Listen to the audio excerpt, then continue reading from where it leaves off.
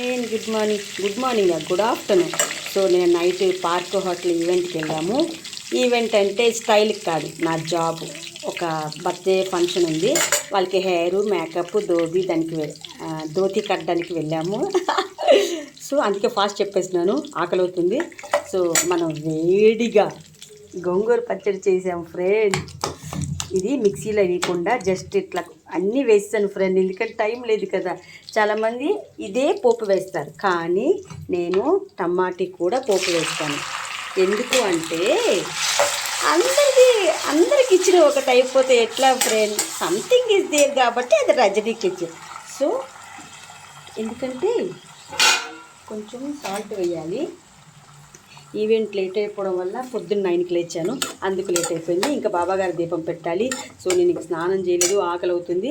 మనం వేడిగా పెసరపప్పు బీరకాయ వండాము ఫ్రెండ్స్.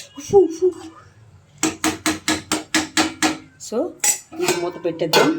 ఇది పోపు అంతా వేసిన తర్వాత బాగా దగ్గరగా టమాటీ పచ్చలాగా అయిపోయిన తర్వాత ఈ గోంగూర పేస్ట్ అంతా ఇందులో వేసేద్దాం. ఎవరో ఒక తమ్ముడు ఆకలిని వస్తాడు కదా ఫ్రెండ్. సో ఇంత ఫుడ్ నేను తినను. ఇది 2 days వస్తుంది, ఇది 4 days వస్తుంది.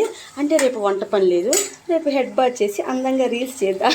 రీల్స్ చేశాను అంటే వంట పని లేదు, వంట పని ఉందంటే రీల్స్ లేదు. సో మరి ఏం చేస్తాం ఫ్రెండ్, టైం లేదు కదా. టైం చాలా వాల్యూ. సో ఏం చెప్తాను, అమ్మ నాన్న ఆవకాయ వేడి వేడి గోంగూర పెసరపప్పు బీరకాయ ఎప్పటికీ బోరుకొడదు ఫ్రెండ్. ఒక ముద్ద వేసుకొని కొంచెం నెయ్యి వేసుకొని తింటే ఎట్లా ఉంటుంది, రజనీ లెక్క ఉంటుంది.